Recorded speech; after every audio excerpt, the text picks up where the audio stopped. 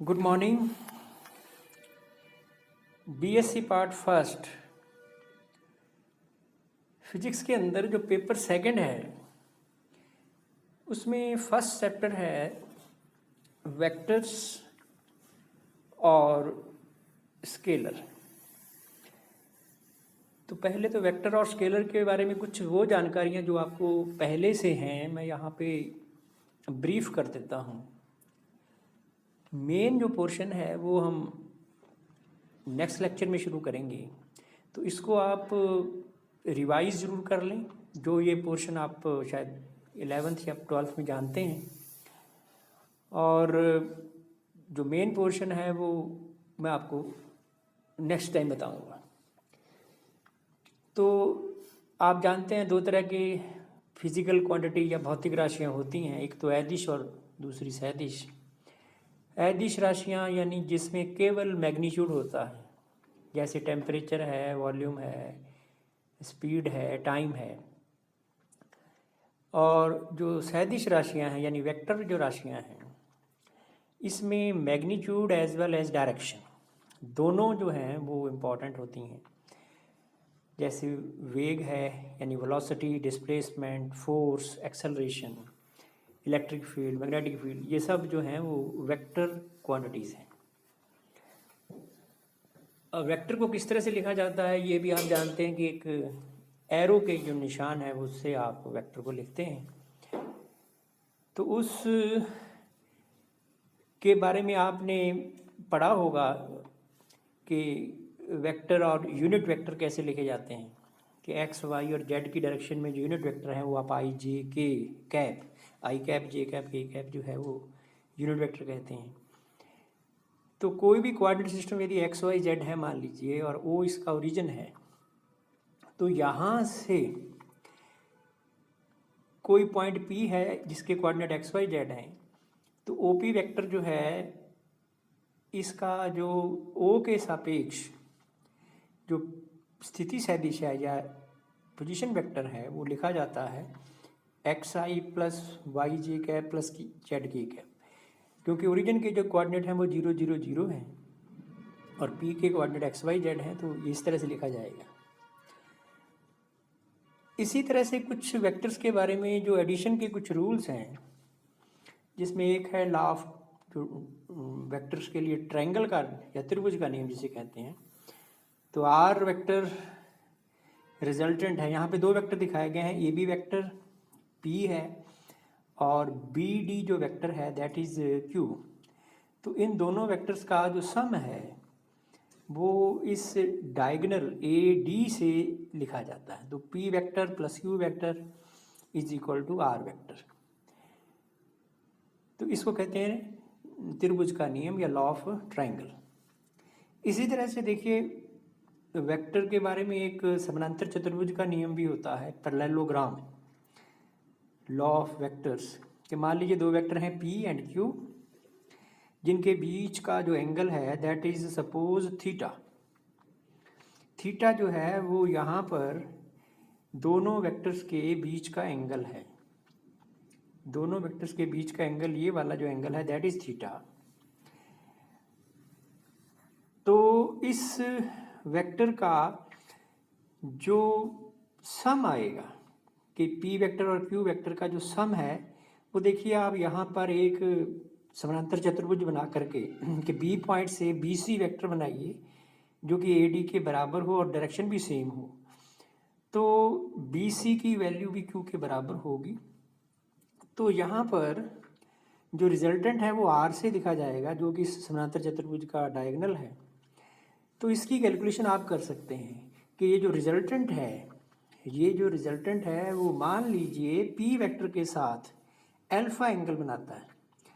तो ये कैलकुलेशन की जा सकती है इस डायग्राम से, और वो आप चेक कर लीजिए जो आपके 11th या 12th के नोट्स हैं वहाँ पर भी, कि इन दोनों का जो सम है वो लिखा जा सकता है कुछ इस तरह से कि R vector is equal to P square plus Q square plus 2pq cos of theta under root. यानी ये जो रिजल्टेंट है पी और क्यू का वो इससे लिखा जाता है। अब आप यहाँ से देख सकते हैं यदि थीटा इज इक्वल टू 0 हो तो आप इसको 2 PQ यानी P+Q लिखा जा सकता है। थीटा यदि पाई हो यानी दोनों के बीच का एंगल 180 हो तो P-Q या Q-P जो भी होगा। और जो रिजल्टेंट है वो जो P वेक्टर है उससे जो एंगल बनाता है that is tan alpha is equal to Q sin theta upon P+Q cos theta. तो ये रूल भी आप चेक कर सकते हैं कि दो वेक्टर यदि P और Q जिनके बीच थीटा एंगल है तो रिजल्टेंट कितना होगा और रिजल्टेंट किस डायरेक्शन में होगा, तो ये इसके बराबर होगा। ये इजीली प्रूव हो सकता है और आप इससे संबंधित न्यूमेरिकल्स वगैरह भी चेक कर सकते हैं। अब देखिए इसी वेक्टर के अंदर जो कुछ मल्टीप्लिकेशंस हैं, दो तरह के मल्टीप्लिकेशन है, स्केलर प्रोडक्ट और क्रॉस प्रोडक्ट। तो स्केलर प्रोडक्ट क्या है कि मान लीजिए ए और बी दो वेक्टर्स हैं जिनके बीच का एंगल है से थीटा, तो A dot B is equal to magnitude of A और magnitude of B cos of theta. तो कॉस ऑफ थीटा क्या है, दोनों के बीच का एंगल। तो यहाँ पर आप ये जानते भी हैं कि आई डॉट आई इज़ 1 क्योंकि दोनों एक्स अक्ष की दिशा में है, दोनों के बीच का एंगल 0 है। सो I dot I 1, J dot J 1, के डॉट के भी 1 होता है। आई डॉट जे ये 0 होता है क्योंकि आई कैप और जे कैप के बीच का एंगल जो है वो 90 है और कॉस 90 0 होता है। इसी तरह से जे डॉट के एंड के डॉट आई ये सब जो है वो बराबर होंगे 0 के। इसी तरह का एक और प्रोडक्ट होता है जिसको बोलते हैं क्रॉस प्रोडक्ट, सदिश गुणनफल। तो सदिश गुणनफल में A cross B is equal to होता है A B sine theta N cap. यहाँ पे ए वेक्टर है और बी वेक्टर, इन दोनों के बीच का थीटा जो है वो एंगल है। तो ए क्रॉस बी की जो डायरेक्शन होगी वो नॉर्मल होगी ए और बी के, और ये राइट हैंड स्क्रू रूल से दी जाती है। और दूसरी चीज़ ये याद रखिए कि आई क्रॉस जे जो है वो के होता है और के क्रॉस आई जे होता है, जे क्रॉस के जो है वो आई होगा। और आई क्रॉस आई जो है वो 0 होगा, जे क्रॉस जे ये भी 0 होगा क्योंकि दोनों के बीच का एंगल जो है वो 0 है, तो साइन 0 0 होता है। और यदि हम फिजिकली चेक करें तो ए क्रॉस बी जो होता है वो ए और बी के द्वारा जो बनाया गया पैरेललोग्राम है, समानांतर चतुर्भुज है, ये उसके क्षेत्रफल को रिप्रेजेंट करता है। अब इसी तरह से एक और वेक्टर की प्रॉपर्टी है जिसको बोलते हैं ट्रिपल प्रोडक्ट, और ये भी फिजिक्स के अंदर कई बार काम में आएगा, आपको बार बार काम में आएगा कि मान लीजिए तीन वेक्टर हैं ए बी सी, तो ट्रिपल गुणनफल दो तरह का हो सकता है। एक जिसको एडिश ट्रिपल प्रोडक्ट कहते हैं कि A cross B dot C, तो ए क्रॉस बी डॉट सी, तो अल्टीमेटली ये जो राशि है ए क्रॉस बी वेक्टर होगा लेकिन सी के साथ क्योंकि डॉट प्रोडक्ट है तो ये स्केलर होगा।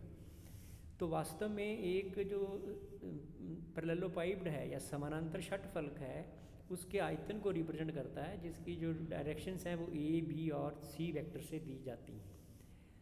और एक चीज़ और आप चेक कर सकते हैं और न्यूमेरिकली प्रूव भी कर सकते हैं कि A cross B dot C is equal to A dot B cross C, यानी आप डॉट प्रोडक्ट जो है वो इस तरह की प्रॉपर्टी को सेटिस्फाई करता है। यदि ए क्रॉस बी डॉट सी 0 है, तीन वेक्टर्स ए बी सी के लिए यदि ये वेक्टर का ट्रिपल प्रोडक्ट 0 है तो इसका मतलब ये है कि तीनों जो वेक्टर्स हैं दे आर कोप्लेनर, समतलीय हैं, एक ही तल पर हैं। तो ये भी आप चेक कर सकते हैं। अब है इसी तरह से वेक्टर ट्रिपल प्रोडक्ट कि मान लीजिए वेक्टर ट्रिपल प्रोडक्ट है तो वो कुछ इस तरह का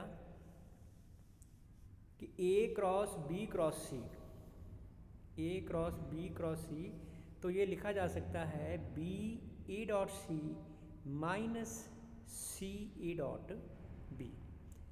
और इसी तरह से A cross B cross C है, ये बराबर होगा A dot C B minus A B dot C. तो ये दोनों जो हैं ये बराबर नहीं है, यानी ए क्रॉस बी क्रॉस सी ये एसोसिएटिव प्रॉपर्टी को सेटिस्फाई नहीं करते कि आप ए क्रॉस बी क्रॉस सी जो ये वेक्टर्स हैं इस तरह से ए क्रॉस बी का क्रॉस प्रोडक्ट और फिर सी का क्रॉस प्रोडक्ट लें तो ये दोनों बराबर नहीं होते। यानी ये साहचर्य का नियम का पालन नहीं करते।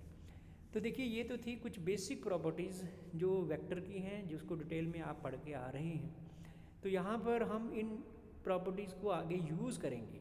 तो आप ऐसा कीजिए कि अपनी लास्ट ईयर की बुक देख लीजिए, या इस साल जो सेकंड पेपर है फिजिक्स का, गणितीय गुणधर्म और प्रॉपर्टीज़ ऑफ मैटर यानी पदार्थ के गुणधर्म, तो इनको आप देखिए। फिजिक्स का सेकंड पेपर है तो उसको आप शुरू के जो 10-15 पेज हैं उसमें ये प्रॉपर्टीज़ लिखी हुई हैं।